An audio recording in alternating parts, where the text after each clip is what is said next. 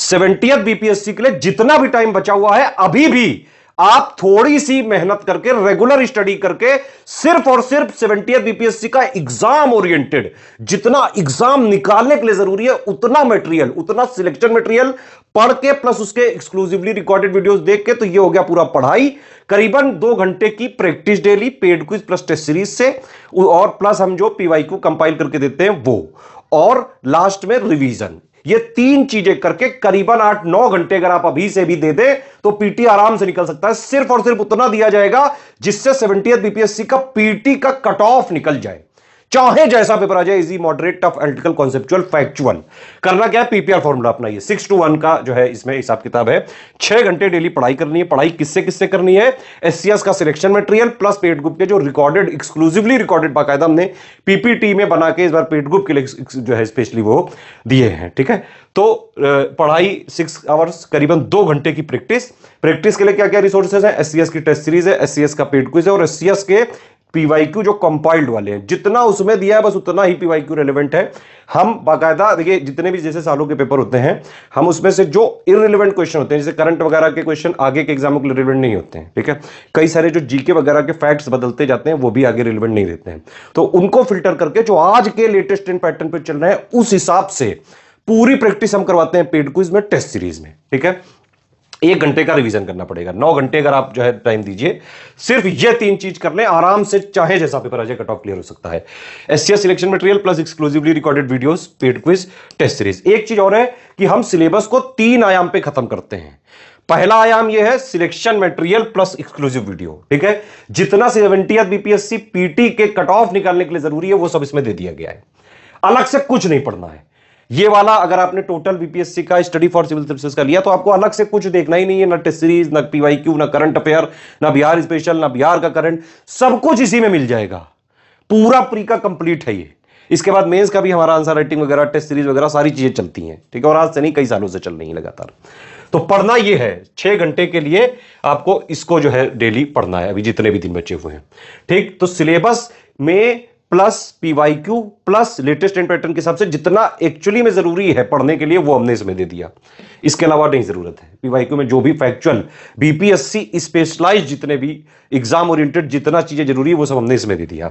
तो सिलेबस को एक आयाम पे हमने यहां खत्म कर दिया कि मतलब जितना जरूरी वो आपने पढ़ लिया। लेकिन भाई पढ़ने से तो होगा नहीं, ये तो पीसीएस एग्जाम है ना। यहां पे अगर आपने प्री से पहले कम से कम 8-10 हजार क्वेश्चन की प्रैक्टिस नहीं की तो प्री निकालना जो है गुरु टफ हो जाएगा, लाले पड़ जाएंगे, ये समझ लो। प्रैक्टिस तो करनी पड़ेगी, क्योंकि आप पढ़ते जाओ पढ़ते जाओ पढ़ते जाओ और उस पे जो है कोई प्रैक्टिस ही ना करो, आपको पता ही नहीं भाई किस तरह क्वेश्चन आते हैं, क्या ट्रेंड चल रहा है, क्या पैटर्न बदल गया है ना। पीवाईक्यू वगैरह, पीवाईक्यू से पूरी पिक्चर क्लियर नहीं होती है। और पीवाईक्यू से ऐसा नहीं है, वो जमाने नहीं रहे कि पीवाईक्यू पढ़ के प्री जो है निकाला हो, पहले होता था, आजकल ऐसा नहीं होता है। यूपीपीएससी आयोग ने भी पूरी तरह से पीवाईक्यू, आप देखिए यूपीपीएससी में 4-5% ज्यादा पीवाईक्यू नहीं आते हैं, बीपीएससी में भी ऐसा ही है, बहुत ज्यादा 5 से 8-10% तक जो है इसमें आ सकते हैं, और वो भी जितना रिलेवेंट है वो हमने ऑलरेडी दे दिया है। तो सिलेबस को एक आयाम पे हमने खत्म किया यहां पे कि पढ़ लो यहां से। लेकिन भाई जब तक आप उनको प्रैक्टिस नहीं करोगे तब तक कोई फायदा ही नहीं है। तो इसमें हम क्या करते हैं, हमारे जैसे पेड क्विज में इजी प्लस मॉडरेट क्वेश्चन के फॉर्म में पूरा सिलेबस जितना भी पीटी के लिए जरूरी है उसको क्वेश्चंस के माध्यम से जो मोस्ट इंपॉर्टेंट फैक्ट्स होते हैं वो पूछ लेते हैं। और तीसरा आयाम है हमारा सिलेबस को खत्म करने का टेस्ट सीरीज, बहुत ही डिटेल्ड जो है यहां पे बनती है, और इसमें easy, moderate, tough, analytical, conceptual, factual, जिस तरह के बीपीएससी आयोग लेटेस्ट इन पैटर्न में क्वेश्चन पूछ रहा है वो सारी चीजें बिल्कुल फ्रेश टेस्ट सीरीज बनाते हैं। हमारी जो टेस्ट सीरीज होती है बिल्कुल एग्जाम ओरिएंटेड होती है, हाई यील्ड होती है। आप जो है सिलेक्शन मटेरियल और एक्सक्लूसिवली रिकॉर्डेड वीडियोस तो जरूर पढ़ें, अगर कहीं और से भी पढ़ रहा हो तो एटलीस्ट एससीएस की पेड क्विज टेस्ट सीरीज ये तो जरूर लगा के जाना। पूरे 150 जो क्वेश्चन आएंगे, लगभग 50% के आसपास क्वेश्चन आपको paid quiz plus test series से मिल सकते हैं। हर बार जो है इतना ही आते हैं लगभग, तो करीबन 70-75 क्वेश्चन तो आपको पेड क्विज टेस्ट सीरीज ही से मिल जाएंगे जो हमने कराए हुए हैं, है ना। अभी के लिए जो है दिवाली वगैरह आप जरूर बनाएं, लेकिन पढ़ाई पे ज्यादा फोकस रखें। पटाखे खूब छुड़ाओ लेकिन पढ़ाई करते रहो, पढ़ो भी, प्रैक्टिस करो, रिवीजन करो। पीसीएस वगैरह के एग्जाम में आप एक बात समझ लो, चाहे दुनिया भर का कितना भी पढ़ लो, अगर प्रैक्टिस नहीं कर लो तो प्रिव्यू नहीं होगा, साफ बात एकदम। ठीक, एक बात और है कि ये नहीं कि भाई सिर्फ प्रैक्टिस ही प्रैक्टिस करते रहेगा उससे निकाल लिया, नहीं, पढ़ना भी पड़ता है, प्रैक्टिस भी करनी पड़ती है, रिवीजन भी करना पड़ता है। तो इस तरह से आप अभी भी कट ऑफ निकाल सकते हैं 70th बीपीएससी का। एससीएस का सिलेक्शन मटेरियल, पेड ग्रुप में जो exclusively recorded videos plus paid quiz plus test series, ये 3 चीजें अगर आपने करीबन डेली 9 घंटे पढ़ लिया, 9 घंटे मतलब टोटल स्टडी आवर्स, 6 घंटे पढ़ाई, 2 घंटे की प्रैक्टिस, 1 घंटे रिवीजन, इतना कर लिया, जितने दिन बचे आराम से चाहे जैसा पेपर आ जाए कट ऑफ ग्रुप फोड़ के आओगे। देखिए हमारे ऐप में बाकायदा सिलेक्शन मटेरियल का पूरा कोर्स चल रहा है। Study for civil services app को आप इंस्टॉल कर सकते हैं। वहाँ पेड टेस्ट सीरीज वाले फोल्डर में जाएंगे तो टेस्ट सीरीज पूरी मिल जाएगी। अच्छे खासे नंबर के जो हमने टेस्ट सीरीज दिए हुए हैं, इसमें 60 टेस्ट सीरीज दी हुई है ऐप में। और पेड क्विज के लिए हमारे नंबर पर आप जो है कॉल कर सकते हैं किसी भी क्वेरी के लिए और ज्वाइन कर सकते हैं। कोई भी सजेशन है, कोई कॉमेंट है, प्लीज वीडियो में कॉमेंट करके बताएं। हाँ तो भाई नमस्कार सभी प्यारे विद्यार्थियों को, ज्योग्राफी की क्लास में आप सभी का स्वागत है। इस श्रृंखला में हम लोग बिहार पीएससी बीपीएससी को टारगेट कर चल रहे हैं, बीपीएससी के एग्जाम को टारगेट कर चल रहे हैं। और ज्योग्राफी के जो प्रश्न आपके यहाँ पर पूछे गए हैं या पूछे जा सकते हैं, उन सभी प्रश्नों को यहाँ पर हम लोग कंप्लीट करेंगे। उम्मीद है भाई सभी लोगों को क्लास पसंद आएगी। फटाफट से अपने सेशन को स्टार्ट करते हैं और देखते हैं आज का पहला प्रश्न आपके सामने क्या है। तो भाई पहला प्रश्न आपको मृदा संरक्षण से है, ठीक है, सॉइल कंजर्वेशन से। क्या कह रहा है, मृदा संरक्षण होता क्या है। पहला ऑप्शन है बंद मृदा। बंद मृदा किसको बोलते हैं, तो ये बेसिकली इनफर्टाइल सॉइल होती है। कैसी होती है, इनफर्टाइल, मतलब जो उपजाऊ ना हो, को उर्वर मृदा में परिवर्तित करता, ठीक है, यानी कि infertile soil transform into fertile soil. नहीं, मिट्टी वतित होती है, सॉइल इज डिप्लेटेड, ये भी गलत है। मृदा अपर्दन होता है, सॉइल इज इरोडेटेड। या फिर मृदा संरक्षण की अगर हम बात कर रहे हैं, सॉइल कंजर्वेशन की बात कर रहे हैं, तो इसका मतलब सीधा सा ये होता है कि जिसमें आप मिट्टी की ऊपरी परत को बचाने का प्रयास करते हैं। मिट्टी की ऊपरी जो परत होती है, उपजाऊ परत जो होती है, उसको बनाकर रखना, उसको बचाकर रखने का प्रयास जो होता है, उसी को आप सॉइल कंजर्वेशन या मृदा संरक्षण कहते हैं। इसका उदाहरण आप देख सकते हैं, जैसे पहाड़ी इलाकों में सीढ़ी नुमा खेत बनाए जाते हैं। तो पहाड़ों में जो सीढ़ी नुमा खेत बनाए जाते हैं, उसका कारण ही यही होता है कि वहां पर मिट्टी की सबसे ऊपरी परत, सबसे ऊपरी उपजाऊ परत को बनाकर रखा जा सके। अगला क्वेश्चन देख लेते हैं टेरा रोसा के बारे में। भाई टेरा रोसा मिट्टी का एक विशेष प्रकार है, ठीक है। टेरा रोसा मिट्टी का एक विशेष प्रकार है जो भूमध्य सागरीय क्षेत्रों में पाई जाती है। कहां पाई जाती है, भूमध्य सागरीय क्षेत्रों में टेरा रोसा मिट्टी पाई जाती है। और बेसिकली यहाँ पर जो आप वाइन इंडस्ट्री का जमाव देखते हैं, यस, आपके मध्य उद्योग का जो आप जमाव देखते हैं, वो आप भूमध्य सागर के आसपास के क्षेत्रों में ही देखते हैं। तो भूमध्य सागरीय क्षेत्रों में टेरा रोसा मिट्टी पाई जाती है, जो बेसिकली देखने में कैसी होती है, लाल मिट्टी होती है। कैसी होती है, लाल मिट्टी होती है। और इसके अलावा इस मिट्टी में चूना, इसके अलावा लोहा, इसके अलावा इसका पीएच मान जो होता है ये तटस्थ होता है, ठीक है। इसके अलावा ये मिट्टी आपके सूखी होती है और इसके अलावा ये मिट्टी जो होती है ये चिकनी मिट्टी होती है, ठीक है। यहां पर आपको पूछ रहा है कि भूभाग में होता है किस प्रकार का विकास, इसका जो विकास होता है टेरा रोसा का, ये कहां पर होता है। तो भैया जहां पर चूना पत्थर, मिट्टी में क्या पाया जाए, चूना पत्थर पाया जाए, लाइम स्टोन पाया जाए, वहां पर इस मिट्टी का विकास होता है। मोनालोआ की बात कर लेते हैं भैया। मोनालोआ आपको पता है भैया कहां पर स्थित है, हवाई द्वीप पर है। कहां पर है ये हवाई द्वीप यूएसए में स्थित है। और भैया ये जो है ये एक प्रकार का सक्रिय ज्वालामुखी है। ये क्या है, एक्टिव वोल्केनो। भाई ज्वालामुखी की अगर हम बात करें तो ज्वालामुखी 3 प्रकार के होते हैं, सक्रिय ज्वालामुखी, एक्टिव वोल्केनो। ऐसे ज्वालामुखी होते हैं जिनके मुख से, जो ज्वालामुखी का मुख होता है उसको क्या कहते हैं, क्रेटर कहते हैं, ठीक है। तो ज्वालामुखी के मुख से यदि कुछ ना कुछ हमेशा बाहर निकलता रहे तो उनको क्या कहा जाता है, सक्रिय ज्वालामुखी, मतलब धूल, धुआं, गैसें, कुछ ना कुछ बाहर निकलता रहे। दूसरा होता है प्रसुप्त ज्वालामुखी, यानी कि डोरमेंट वोल्केनो। ये कैसे होते हैं कि जिनमें पहले कभी विस्फोट हुआ था और आगे कभी भविष्य में विस्फोट हो सकता है, उनको कहते हैं प्रसुप्त ज्वालामुखी। और एक होता है इंस्टिंक्ट वोल्केनो या शांत ज्वालामुखी, जिनमें विस्फोट अब समाप्त हो चुके हैं, उनको क्या कहते हैं, शांत ज्वालामुखी। आगे चलिएगा, अगला क्वेश्चन है अवसादी शैलों से सेडिमेंट्री रॉक से। आपसे कह रहा सेडिमेंट्री रॉक्स के बारे में इनमें से कौन सा सही है, सही बताना है। पहला, ये वे सेल हैं जिनकी संरचना ताप और दाब पर निर्भर करती है।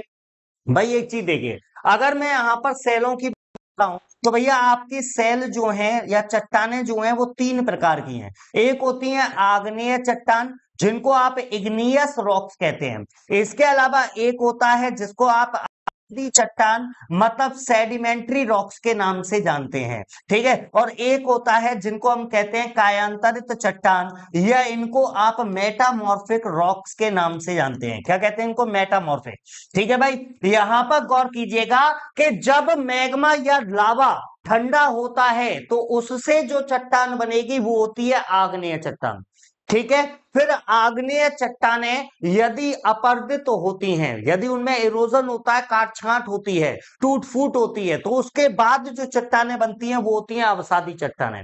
यहां पर अगर हम बात करें कायांतरित की, तो जब आग्नेय और अवसादी चट्टानों में ताप और दाब के कारण, टेम्परेचर और प्रेशर के कारण यदि ये चट्टानें अपना रूप बदल जाती हैं तो वो क्या होती है? कायांतरित चट्टान होती है, ठीक है। यहां पर याद रखिएगा, क्योंकि आग्नेय चट्टान का निर्माण सबसे पहले होता है, इसीलिए इसको आप प्राथमिक चट्टान भी कहते हैं, या इसी को आप पैतृक चट्टान या पैटर्नल रॉक्स के नाम से भी जानते हैं। आपके लिए क्वेश्चन है, कमेंट में बताइएगा चट्टानों का अध्ययन किस विज्ञान में किया जाता है, ये आपको बताना है, ठीक है। यहां पर ये पहला वाला पॉइंट तो ये क्या हो गया? आप सादी चट्टानों के बारे में गलत, यहाँ टेम्परेचर प्रेशर की कोई भूमिका है ना। इसके अलावा क्रिस्टलीय होती हैं, तो अवसादी चट्टानों में क्रिस्टल नहीं पाए जाते।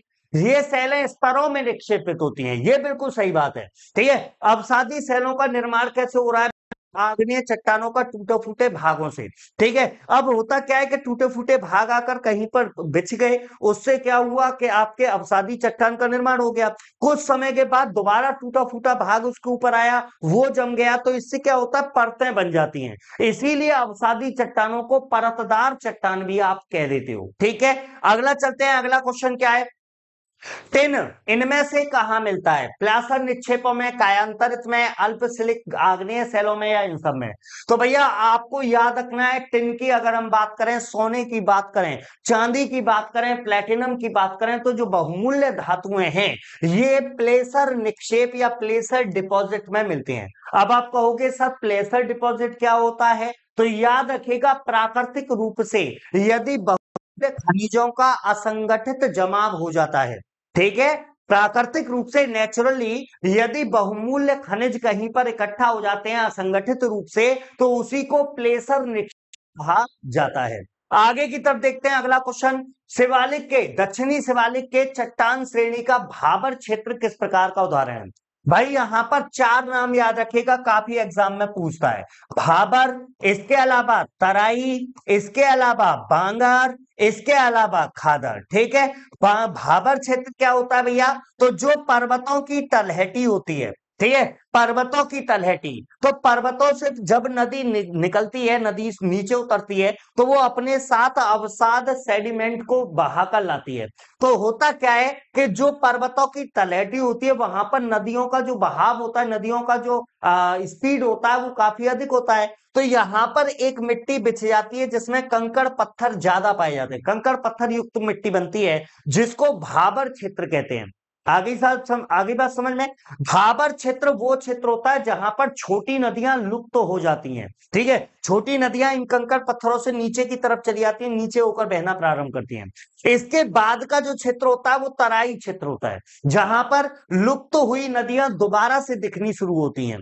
बांगर और खादर क्या है? तो बांगर वो क्षेत्र होता है जहां पर नदी का पानी पहले कभी पहुंचता था, नदियों में जब बाढ़ आती थी तो वहां पर तक पानी पहुंचता था, तो वहां पर पुरानी जलोढ़ मिट्टी पाई जाती है, पुरानी जलोढ़ मिट्टी का जमाव पाया जाता है, उसे बांगर कहते हैं।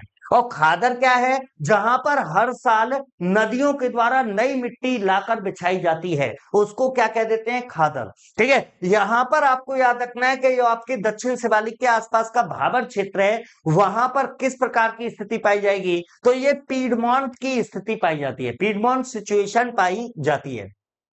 द्वीपों का समूह लक्षद्वीप क्या है? ठीक है भैया, आप लोगों ने एक शब्दावली सुन रखी होगी, नहीं सुनी तो सुन लीजिए। कोरल रीफ, ठीक है, आप लोगों ने ये शब्दावली सुनी है, कोरल रीफ। कोरल रीफ को हम लोग क्या कह देते हैं? प्रवाल भित्ति कहते हैं। क्या कहते हैं? प्रवाल भित्ति।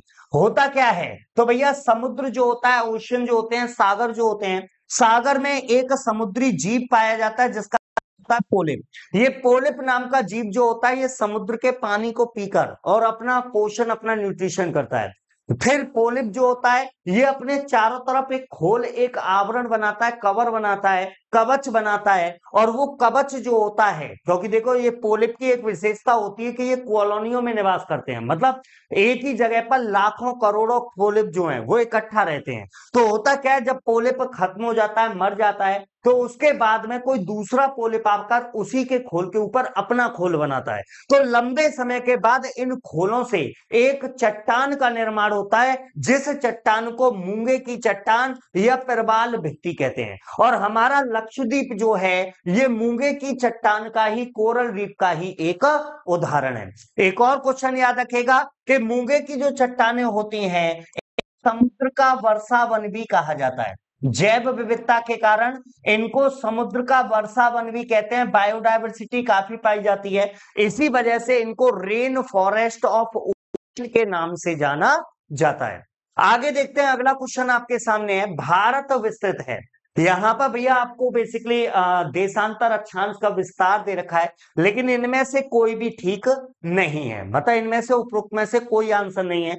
तो भैया भारत की स्थिति है क्या, है ना, भारत की स्थिति है क्या? तो देख लीजिए, भारत की स्थिति की अगर मैं बात करूं, तो भारत भैया दक्षिण में स्टार्ट होता है 6 डिग्री 4 मिनट उत्तरी, ठीक है, 6 डिग्री 4 मिनट उत्तरी अक्षांश से, ठीक है। इसके अलावा ऊपर की तरफ देखोगे तो 37 डिग्री 6 मिनट उत्तरी अक्षांश तक ये फैला हुआ है।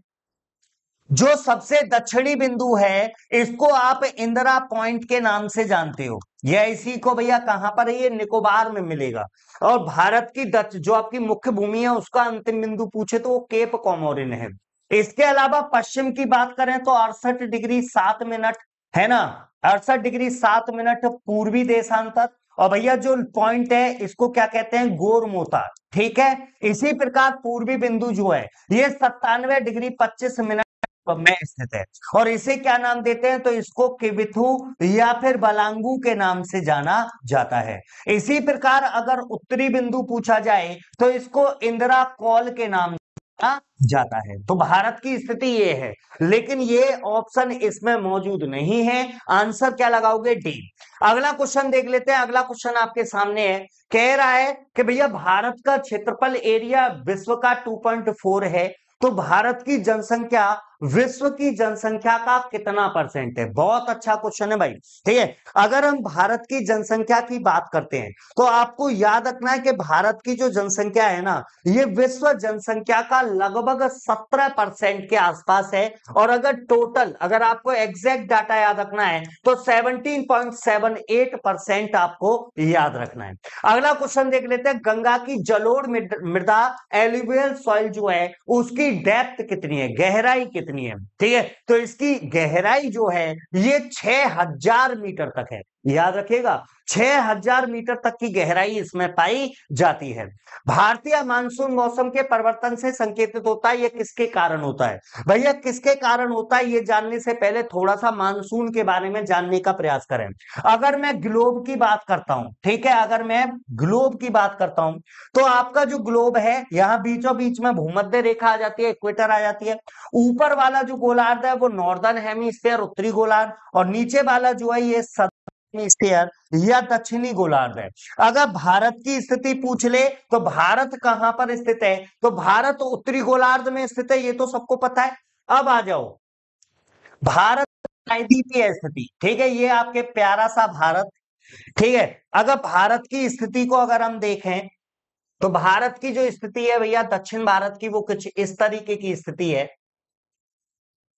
ठीक है, यहां पर आपको पता है भैया लगभग बीचों बीच से होकर आपकी कर्क रेखा गुजर रही है, ये तो आप लोगों को पता ही है, लगभग बीचों बीच से आपकी कर्क रेखा गुजरती है। ठीक है, होता क्या है कि भारत के जो है, भारत का दक्षिणी भाग ये तीन तरफ से सागर से घिरा हुआ है। यहाँ अरब सागर आ जाता है, यहाँ बंगाल की खाड़ी आ जाती है, ठीक है, और नीचे की तरफ आपका मन्नार की खाड़ी आ जाती है। ठीक है, तो तीन तरफ से घिरे होने के कारण भारत को क्या कहा जाता है, प्रायद्वीप कहा जाता है। अब होता क्या है भाई कि गर्मियों के सीजन में अगर हम बात करें, ठीक है, अगर भैया सूर्य की बात करें तो आपको पता है सूर्य जो है वो 21 को कर्क रेखा पर लंबवत होता है। ठीक है, और उत्तरी गोलार्ध में क्या होता है भैया, उस समय गर्मियों का सीजन होता है। तो हमारे यहाँ पर जो मई जून का महीना होता है, मई जून के महीने के आसपास सूर्य का प्रकाश जो है वो भारत की मुख्य भूमि पर डायरेक्ट पड़ता है। और स्थल की यानी कि जो आपका धरातल होता है, इसकी एक विशेषता होती है कि ये जितनी तेजी से गर्म होता है ये उतनी ही तेजी से ठंडा भी होता है। यानी इस समय पर भारत की मुख्य भूमि की स्थिति क्या है कि मुख्य भूमि पर टेम्परेचर है हाई, और अगर टेम्परेचर हाई है तो प्रेशर कैसा होगा, तो प्रेशर होता है लो।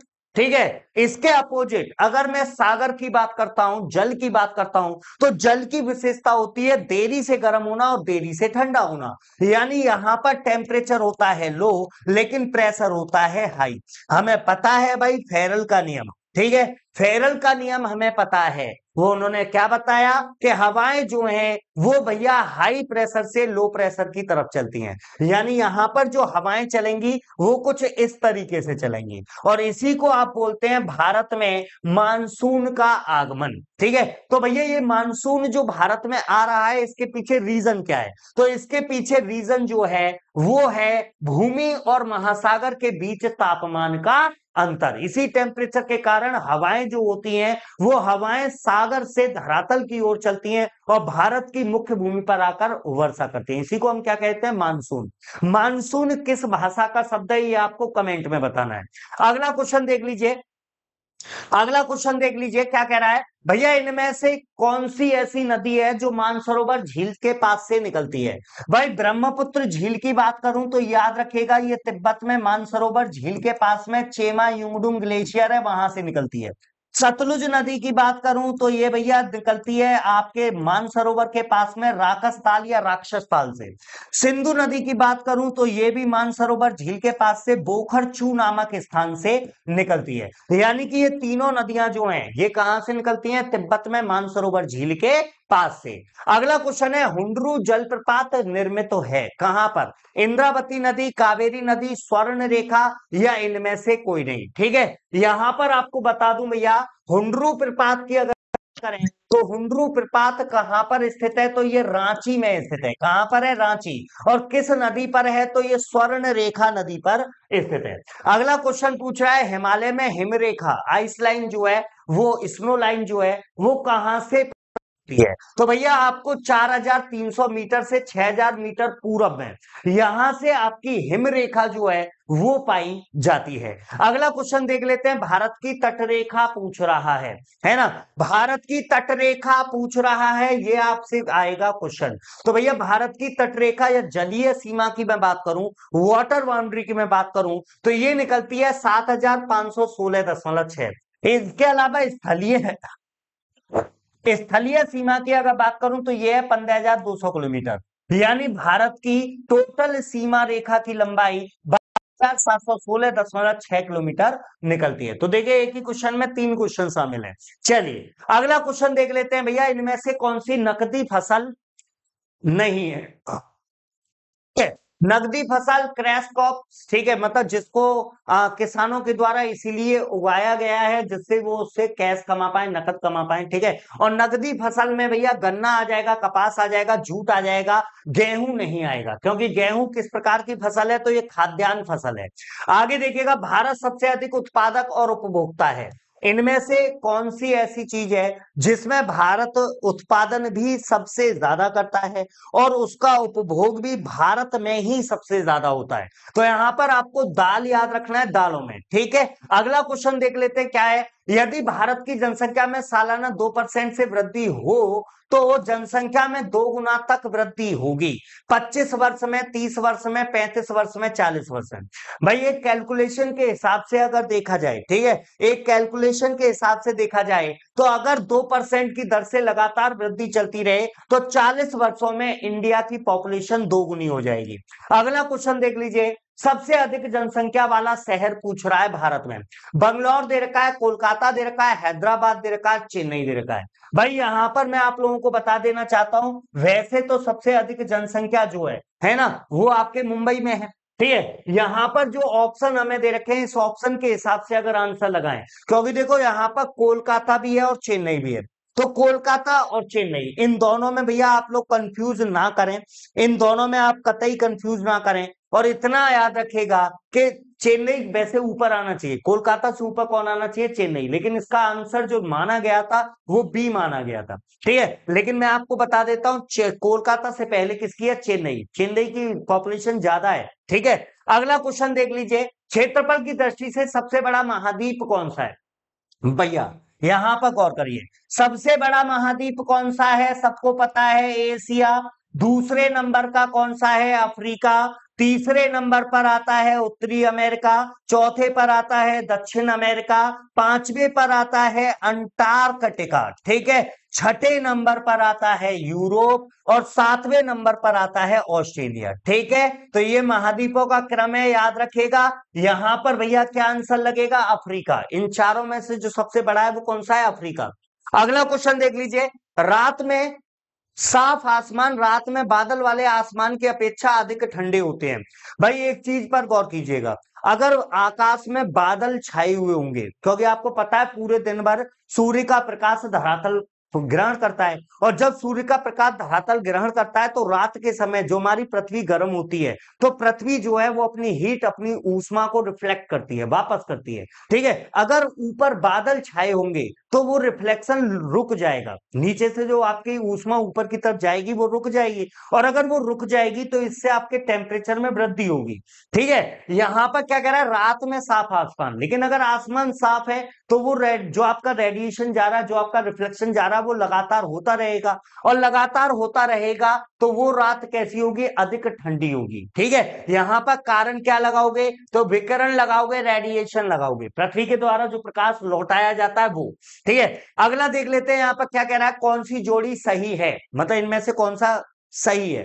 भूमध्य सागरीय क्षेत्र में ग्रीष्म वर्षा होती है, ना जी भैया। ठीक है, भूमध्य रेखीय क्षेत्रों में दोपहर में गरज के साथ वर्षा होती है, सभी महीनों में मानसून क्षेत्र में भारी वर्षा। सही आंसर है भूमध्य रेखीय क्षेत्र।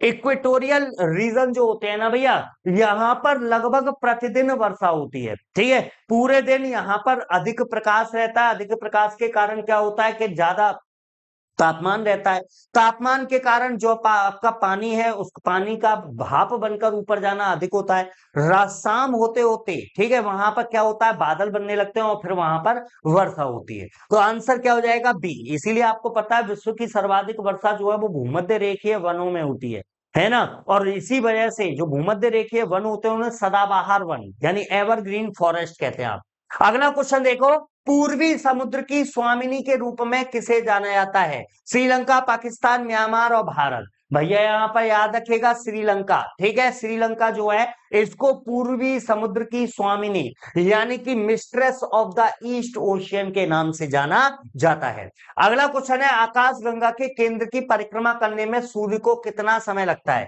5 करोड़ वर्ष, 10 करोड़ वर्ष, 20 करोड़ या 25 करोड़। भाई आपको पता है हमारी जो आकाश गंगा है ना, हमारी जो आकाश गंगा है उसको मिल्की वे के नाम से जानते हो, दुग्ध मेखला के नाम से जानते हो, और हमारी आकाश गंगा में ही आपका सौर मंडल स्थित है। तो भैया हमारे सूर्य को उसका एक चक्कर लगाने में 25 करोड़ वर्ष का समय लगता है। अगला क्वेश्चन है, सरल चट्टानों के बारे में निम्नलिखित में से कौन सा सही है। ठीक है, इग्नियस रॉक्स, अब देखो हिंदी वालों के साथ में मजाक चल रहा है ना, इग्नियस रॉक्स को आग्नेय चट्टान भी तो लिख देता था, लिख सकता था, सरल चट्टान लिखा, कंफ्यूज हो जाओगे सरल चट्टान कहां से आ गया, है ना। तो यहां पर अंग्रेजी वर्जन भी पढ़ लेना। इसमें पूर्व जीवाश्म कम होते हैं, ठीक है, वे पानी के लिए झरझरा होता है, they are porous to water. वे क्रिस्टलीय और गैर क्रिस्टलीय दोनों होते हैं। इन चट्टानों में सिलिका नहीं है। ठीक है भाई, एक चीज देखेगा, सिलिका नहीं है, सिलिका तो पाया ही जाएगा भाई। मैग्मा या लावा जो होता है उसका एक मुख्य घटक जो है वो आपका सिलिका होता है, तो सिलिका तो 100% पाया ही जाएगा। इसके अलावा यहाँ पर पूछा है इनमें से कौन सा सही है। इसमें पूर्व जीवाश्म कम होते हैं, तो जीवाश्म या फॉसिल्स इसमें पाए नहीं जाते। पानी, जल इनमें प्रवेश नहीं कर सकता, लेकिन ये क्रिस्टलीय और गैर क्रिस्टलीय दोनों प्रकार की हो सकती हैं। अगला क्वेश्चन देख लीजिए, बंदरगाह पर, डॉकयार्ड पर, इनमें से कौन सा बंदरगाह शहर नहीं है। टोक्यो दे रखा है, कैनबरा दे रखा है, न्यूयॉर्क दे रखा है, लंदन दे रखा है। तो भैया ऑस्ट्रेलिया की राजधानी कैनबरा, ऑस्ट्रेलिया की राजधानी कैनबरा जो है ये आपका बंदरगाह नगर नहीं है।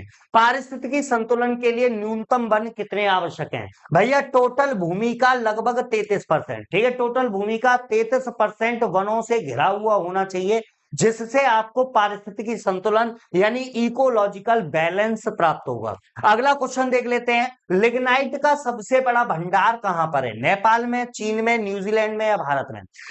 लिग्नाइट की अगर मैं बात करूं तो आपको पता है ये आपके कोयले का एक प्रकार है। ठीक है, ये तो सबको पता है। कोयले के 4 प्रकार होते हैं, जिनमें भैया सबसे अच्छा कोयला जो होता है उसे आप एंथ्रासाइट कहते हो।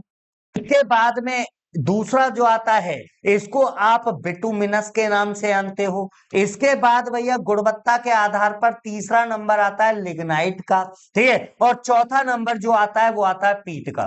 कार्बन की मात्रा के आधार पर ये इनका क्रम है। ठीक है, और भैया लिग्नाइट कोयला जो है, लिग्नाइट सबसे अधिक कहां पर भंडार है, तो चीन देश आपको याद रखना है। आपसे कह रहा है राइस बाउल ऑफ इंडिया, भारत का चावल का कटोरा किसे कहते हैं। केरल और तमिलनाडु, कृष्णा गोदावरी का डेल्टा क्षेत्र, उत्तर पूर्व क्षेत्र या सिंधु गंगा का मैदान। भाई एक कुछ चीज मैं आप लोगों को बता देना चाहता हूं कि जब चावल की बात आती है तो बेसिकली आंध्र प्रदेश राज्य को मुख्य तौर पर जाना जाता है। ठीक है, कृष्णा गोदावरी जो नदियां हैं इनका जो डेल्टाई क्षेत्र है ये आपका चावल के लिए बहुत फेमस है, इसीलिए ये वाली शब्दावली प्रयोग की जाती है। अगला क्वेश्चन क्या है कि भैया इनमें से कौन सी नदी है जो कक्ष के रण में गायब हो जाती है। ताप्ती, कृष्णा, लूनी, नर्मदा।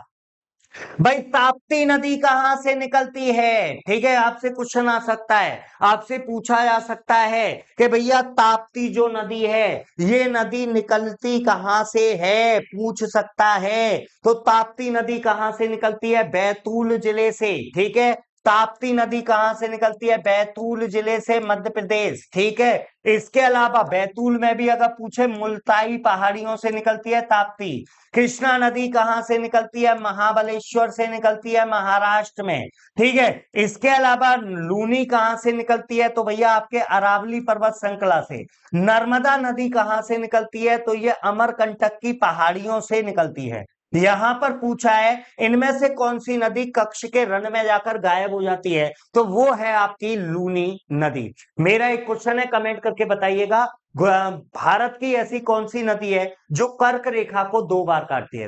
भाई याद रखिएगा, देखिएगा, भले ही आपके लिए समय कम है, इस समय एग्जाम के लिए आपके पास कम समय बचा है, लेकिन अभी आपके पास इतना समय है कि आप आसानी से अपनी तैयारी को प्रैक्टिस सेट के माध्यम से लगा सकते हैं। तो इस समय पर प्रैक्टिस सेट, मॉक टेस्ट वगैरह के काफी सारे कोर्सेज जो हैं वो स्टडी फॉर सिविल सर्विसेज के द्वारा चलाए जा रहे हैं, जहां से आप अपनी तैयारी को पूरा 100% आप उसको अच्छा कर सकते हैं, बेहतर कर सकते हैं, जो आपको परीक्षा में सफलता दिलाएगा। क्लियर है, चलिए अगला क्वेश्चन देखते हैं। भाई क्या कह रहा है, मानसून की वापसी से संकेत मिलता है किसका, साफ आसमान का, बंगाल की खाड़ी में उच्च दबाव का, जमीन पर तापमान बढ़ने का। भाई यहां पर देखिए मानसून की वापसी मतलब लौटते हुए मानसून की बात कर रहा है कि जब मानसून जो है जब वो वापस लौटने लगता है तो उस समय पर किस चीज का आभास होता है। तो भैया यहाँ पर आपको साफ आसमान, ठीक है, मतलब बारिश होना बंद हो जाएगा तो आसमान कैसा हो जाएगा, साफ। बाकी इनमें से दोनों में से कोई सही नहीं है। अगला क्वेश्चन, सबसे लंबी बहने वाली नदी भारत में, ठीक है, भारत में सबसे लंबी बहने वाली नदी पूछ रहा है, तो भैया कौन सी है, 2525 किलोमीटर। ठीक है, 2525 किलोमीटर, याद है ना, गंगा, गंगा नदी। ठीक है, इसके अलावा भैया इनके आपको पूछ सकता है इनका उद्गम स्थल, नर्मदा का उद्गम तो मैं अभी अभी आपको बता के आया हूं, अमरकंटक की पहाड़ियां। भाई याद रखेगा, अमरकंटक की पहाड़ियों से 3 नदियां निकलती हैं। एक नदी है सोन नदी, एक नदी है जोहिला नदी, और एक नदी है नर्मदा नदी। ठीक है। अगर भैया महानदी की बात करें, गोदावरी की बात करें, तो महानदी के बारे में आपको याद रखना है, ये सिहावा छत्तीसगढ़ से निकलती है। कहां से निकलती है माँ? ये निकलती है सिहावा, सिहावा श्रेणी छत्तीसगढ़ से। और गोदावरी कहां से निकलती है, ये आपको कमेंट सेक्शन में बताना है। अगला क्वेश्चन, क्षेत्रफल के अनुसार राज्यों का अवरोही क्रम क्या है? अवरोही मतलब बड़े से छोटा। तो भैया सबसे बड़ा कौन सा हो गया? उत्तर प्रदेश। इसमें तो कोई दिक्कत ही नहीं, इनमें एक चिन्ह है। किसके आधार पर है? एरिया के आधार पर, क्षेत्रफल के आधार पर पूछ रहा है। ठीक है भाई, क्षेत्रफल के आधार पर, एरिया के आधार पर यदि देखा जाए तो भारत में आपको क्रम पूछ रहा है अवरोही क्रम में। अवरोही क्रम में अगर इनको लगाओगे तो इनमें भैया, इन चारों में पहला आ जाएगा आपका मध्य प्रदेश। ठीक है, मध्य प्रदेश आ जाएगा, मध्य प्रदेश आ जाएगा, इसके बाद उत्तर प्रदेश आ जाएगा, इसके बाद आंध्र प्रदेश, इसके बाद बिहार। आंसर हो जाएगा डी। क्या हो जाएगा? 33 का आंसर डी। अगला क्वेश्चन देख लो भाई, एल नीनो धारा कहां प्रभावित होती है? ठीक है, एल नीनो धारा कहां प्रवाहित होती है, कहां बहती है? तो भैया याद रखेगा, अगर मैं दक्षिण अमेरिका की बात करता हूं, ठीक है, अगर मैं दक्षिण अमेरिका की बात करूं तो इस तरीके का जो आपका कुछ दक्षिणी अमेरिका जो महाद्वीप है, ठीक है, ये जो आपका दक्षिण अमेरिका है, साउथ अमेरिका, यहां पर आपको पता है भैया, इस साइड में आपका क्या है? ये प्रशांत महासागर है। ठीक है, और इस साइड में जो है ये आपका कौन सा है? ये आपको पता है, ये आपका अटलांटिक महासागर है। ठीक है, यहां पर क्या होता है कि जो देश हैं, ठीक है, जिनमें आपका पेरू वगैरह, चिली वगैरह, ये जो देश है पेरू, चिली वगैरह, तो इन देशों में यहां पर समुद्र में, प्रशांत महासागर में एक धारा बहा करती है। ठीक है, यहां पर एक धारा बहा करती है, और इसी धारा को एल नीनो धारा के नाम से जाना जाता है। एल नीनो धारा जो है ना भैया, याद रखिए, भारतीय मानसून पर इसका प्रभाव पड़ता है। एल नीनो धारा यदि सशक्त होती है तो भारतीय मानसून कमजोर हो जाता है। कहां बहती है? प्रशांत महासागर, याद रखिए। अगला क्वेश्चन देख लीजिए, गांव बंदरगाह किसमें स्थित है? ठीक है, भारत में भैया बंदरगाहों की स्थिति, ठीक है, भारत के बंदरगाहों की स्थिति फटाफट से देख लो। अगर आपसे पूछा जाए कि भारत में मान्यता प्राप्त कितने बंदरगाह हैं, तो आप बताइए। भारत में मान्यता प्राप्त बंदरगाहों की जो संख्या है, ये 13 है। कितनी है? भारत में मान्यता प्राप्त बंदरगाहों की संख्या कितनी है? 13। 13 बंदरगाह कौन कौन से हैं? तो भैया यहां पर याद रखिएगा, गुजरात में सबसे पहले कौन सा है? कांडला बंदरगाह। ठीक है, यहां आ जाओ, महाराष्ट्र में मिलेगा मुंबई बंदरगाह। ठीक है, महाराष्ट्र में ही आपको मिलेगा नाहवा सेवा बंदरगाह। कौन सा? नाहवा सेवा, जवाहरलाल नेहरू बंदरगाह बोलते हैं। इसके बाद गोवा में यहां मिलेगा मार्मू गोवा या मार्मू गांव। ठीक है, मार्मू गांव बंदरगाह गोवा में है। इसके बाद आप यहाँ कर्नाटक में आओगे, कर्नाटक में आपको मिल जाएगा मंगलोर। ठीक है, इसके बाद केरल पहुंचोगे, केरल में बंदरगाह मिल जाएगा कौन सा? कोच्चि। ठीक है, यहां तमिलनाडु में आ जाओ, तमिलनाडु में आपको यहां पर मिल जाएगा, ये है आपका तूतीकोरिन। ठीक है, कौन सा? तूतीकोरिन। तूतीकोरिन के यहाँ आपको दूसरा मिलेगा चेन्नई बंदरगाह। चेन्नई के ऊपर यहां आपको मिलेगा एन्नौर बंदरगाह। ये तीनों बंदरगाह कहां पर है? तमिलनाडु में है। इसके बाद आंध्र प्रदेश में मिल जाएगा विशाखापट्टनम। ठीक है, कौन सा मिल जाएगा? विशाखापट्टनम बंदरगाह। यहां उड़ीसा में मिल जाएगा पारादीप। ठीक है, पारादीप, पारादीप बंदरगाह। और यहां पर बंगाल में आपको मिल जाएगा हल्दिया बंदरगाह। भाई 6 और 6 कितने हो गए? 12 हो गए ना। ठीक है, 12 हो गए। 13 में कौन सा है? तो भैया यहां पर आपको मिलेगा क्या? Port Blair. ठीक है, अंडमान निकोबार में पोर्ट ब्लेयर बंदरगाह। तो ये जो 13 हैं, ये भारत के मान्यता प्राप्त 13 बंदरगाह हैं। मेरे हिसाब से सबको क्लियर होना चाहिए। अगले क्वेश्चन की तरफ बढ़ जाइए। क्या कह रहा है? सबसे महत्वपूर्ण उद्योग।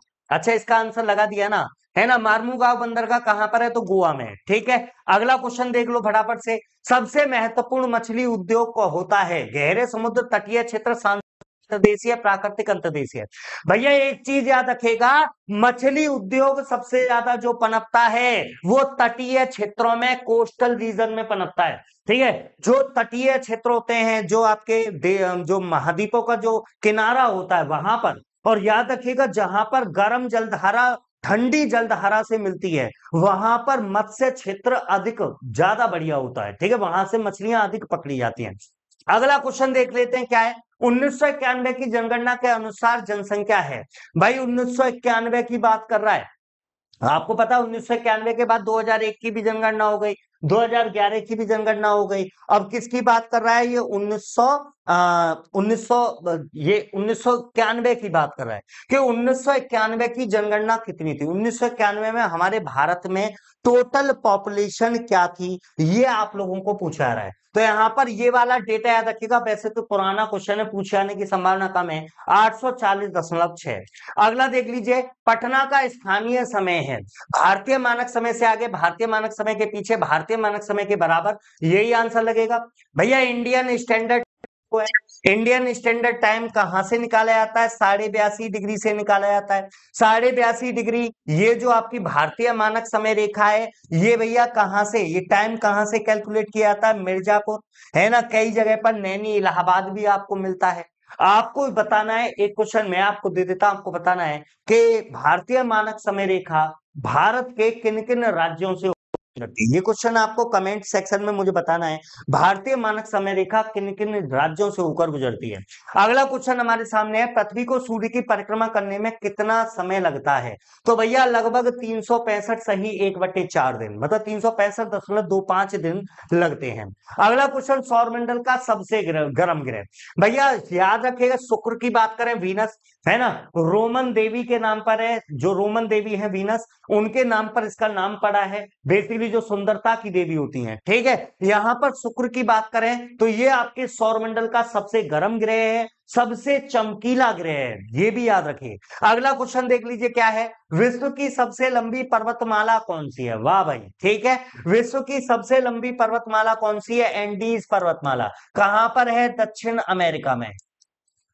कहां पर है, दक्षिण अमेरिका, ठीक है। हिमालय पर्वतमाला एशिया में है, रॉकीज पर्वतमाला उत्तरी अमेरिका, आल्पस पर्वतमाला कहां पर है, यूरोप में है, ठीक है। अगला क्वेश्चन देख लो, सबसे बड़ा डेल्टा कौन सा है भैया, या सबसे बड़ा डेल्टा किसके द्वारा बनाया जाता है। तो भैया गंगा ब्रह्मपुत्र नदी, ठीक है, गंगा ब्रह्मपुत्र नदी के द्वारा जो डेल्टा बनाया जाता है ये विश्व का सबसे बड़ा डेल्टा है। अगला क्वेश्चन, कपास उद्योग कच्चे माल पर निर्भर करता है। भाई आपको पता है जो कपास होती है वो कपास की गांठें आया करती है, तो कपास उद्योग किसके ऊपर डिपेंड करता है, कच्चे माल कैसा होना चाहिए, वजन दिखने वाले कारक पर, ठीक है। अगला क्वेश्चन देख लेते हैं क्या है यहाँ पर, अतिरिक्त प्रायद्वीपीय पर्वत किससे निर्मित हुआ है, एक्स्ट्रा पेनिसुलर माउंटेन किससे बना हुआ है, ठीक है, या किस काल में बना था। यहां पर एक चीज देखेगा, बेसिकली बात करें तो देखो अतिरिक्त प्रायद्वीपीय पर्वत का मतलब क्या है, तो अतिरिक्त प्रायद्वीप मतलब प्रायद्वीप के अलग, है ना, तो जो आपका हिमालय वाला क्षेत्र है उसको अतिरिक्त प्रायद्वीपीय पर्वत में रखा जाता है।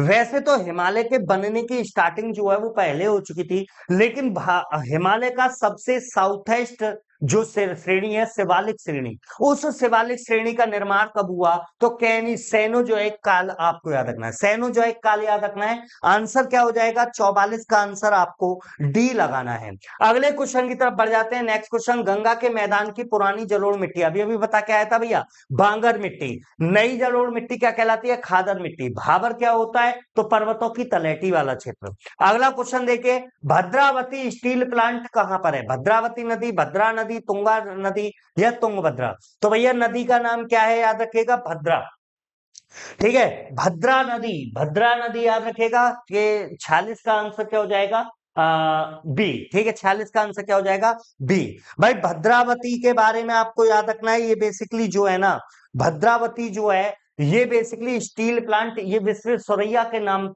विश्वेश्वरैया जो है वो भी यहीं पर है, विश्वेश्वरैया स्टील प्लांट।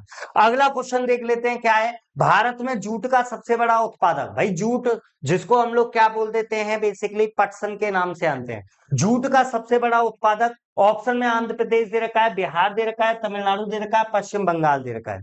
भाई यहां पर एक चीज पर गौर कीजिएगा, जूट की अगर हम बात करें तो इसका सबसे बड़ा उत्पादक जो है वो आपका वेस्ट बंगाल, किस फसल का सबसे बड़ा क्षेत्र है भारत में? है ना, मूंगफली, ज्वार, चावल, गेहूं। मतलब वो आपसे क्षेत्र पूछ रहा है कि सबसे ज्यादा बुआई जिसकी होती है, तो किसकी होती है? चावल। अगला क्वेश्चन देख लो फटाफट से। विदर्भ भारत का एक क्षेत्र है और ये किसका हिस्सा है? तो भैया महाराष्ट्र। ठीक है, विदर्भ कहाँ का? भाई विदर्भ के किसान काफी ज्यादा फेमस हुए थे, है ना, इनसे कई मामले जुड़े हुए हैं। बेसिकली किसानों के द्वारा जो आत्महत्या वगैरह की गई थी, उस मामले में विदर्भ का क्षेत्र जो है ये काफी ज्यादा पॉपुलर रहा था। ये महाराष्ट्र का एक भाग है। अगला चेरापूंजी स्थित है। चेरापूंजी कहां पर है भैया? तो चेरापूंजी मेघालय में है ना। चेरापूंजी कहां पर है? मेघालय। मेघालय में भैया आपको पता है कि जगह कौन सी? चेरापूंजी में भी जगह है मासिनराम। विश्व की सर्वाधिक वर्षा यहीं पर होती है। ये मासिनराम नाम की जगह जो ये तीनों तरफ से पानी पहाड़ियों से घिरी हुई है। और जब बंगाल की खाड़ी से हवाएं, जो आर्द्र हवाएं होती हैं, वेट जो विंड होती हैं, जब वो हवाएं इन तीनों पर्वतों के बीच से होकर गुजरती हैं तो उन पर्वतों में फंस जाती हैं और वहीं पर ऊपर उठती रहती हैं, वहीं बादल बनते रहते हैं और लगातार बारिश होती रहती है। अगला क्वेश्चन देख लीजिए फटाफट से, क्या कह रहा है? किस स्रोत से भारत में अधिकतम बिजली का उत्पादन होता है? भैया थर्मल एनर्जी। कोयले का सर्वाधिक प्रयोग किया जाता है बिजली बनाने के लिए भारत में। भारत का सबसे पुराना उद्योग कौन सा है? लोहा इस्पात, जूट, कपास या कागज? भैया कपास लगा दोगे, है ना। भैया कपास अब का नहीं है, आपको पता है कि कपास का उल्लेख तो जो है ना ये इंडस वैली सिविलाइजेशन में भी आपको देखने को मिलता है। ठीक है, आगे की तरफ बढ़ जाओ। अगला क्वेश्चन कि पृथ्वी पर घने वन अधिकतर मिलते हैं कहाँ? मिलते हैं अभी अभी बता के आया था, एवरग्रीन फॉरेस्ट, विषुवत रेखा के आसपास। ठीक है, दक्षिण अमेरिका में मुख्यतः ब्राजील के क्षेत्र में सेलवास वन पाए जाते हैं, जिनको विश्व का फेफड़ा भी कहते हैं, लंग्स ऑफ द वर्ल्ड भी कहते हैं, क्योंकि विश्व की सर्वाधिक ऑक्सीजन का उत्पादन उनके द्वारा किया जाता है। अगला क्वेश्चन देख लीजिए। जनगणना के अनुसार भारत की जनसंख्या की औसत वार्षिक विकास दर है, ठीक है, मतलब किस दर, औसत वार्षिक दर जो है हमारी एनुअल ईयरली जो ग्रोथ रेट है, वो अब आपको किस कंडीशन में देखने को मिल रही है? हाँ, वर्तमान के अनुसार पूछ रहा है, ये चीज याद रखेगा। तो भैया आज की डेट में हम बात करें तो ग्रोथ रेट जो है ये घटते रुझान में दिख रही है। ठीक है, घटते रुझान में। अगला क्वेश्चन यहाँ पर देख लेते हैं, यह भूमि सुधारों में शामिल नहीं है।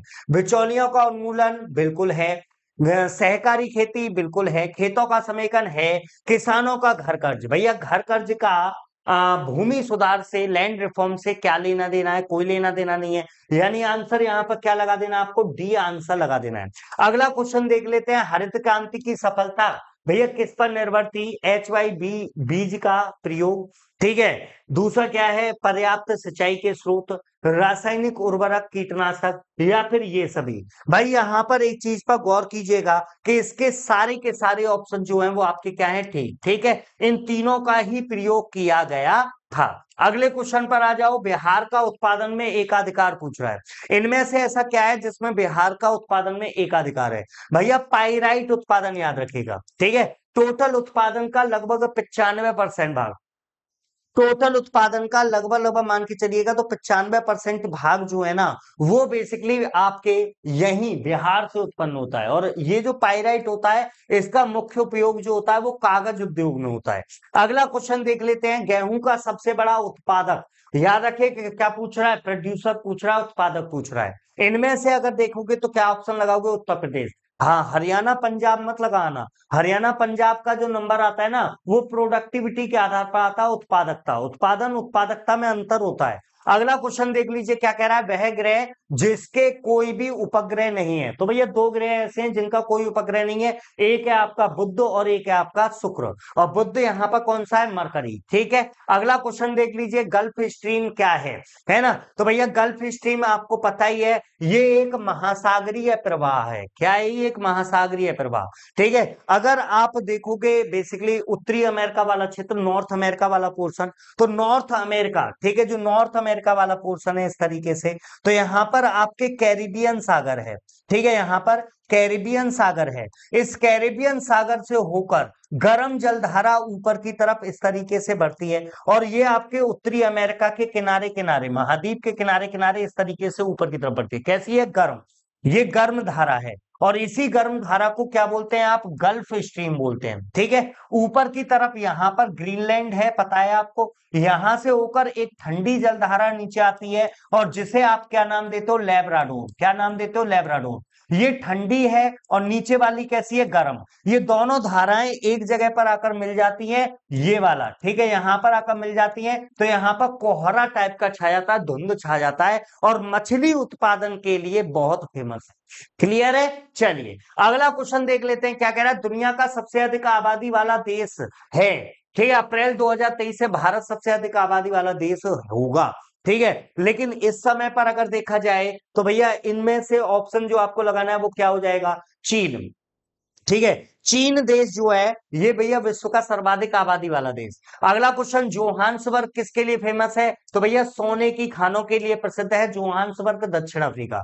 पिग्मी कहाँ के निवासी हैं, ठीक है भैया, पिग्मी की बात करें तो ये अफ्रीका में पाई जाने वाली जनजाति है। ठीक है, पिग्मी जो है ये कहाँ के हैं, अफ्रीका में। ऐसी जुलू जनजाति जो है ये आपके दक्षिण अफ्रीका की है। ऐसे ही अफ्रीका की एक जनजाति है मसाई जनजाति। ठीक है, एक ऐसी ही आपकी बद्दू जनजाति सहारा मरुस्थल में पाई जाती है। ये मुख्य मुख्य जनजातियां हैं। अगला क्वेश्चन देख लो, सबसे ऊंची पर्वत चोटी भारत की, तो भैया कौन सी हो जाएगी, गॉडविन ऑस्टिन, जिसको आप K2 के नाम से जानते हो। क्या, गॉडविन ऑस्टिन, K2।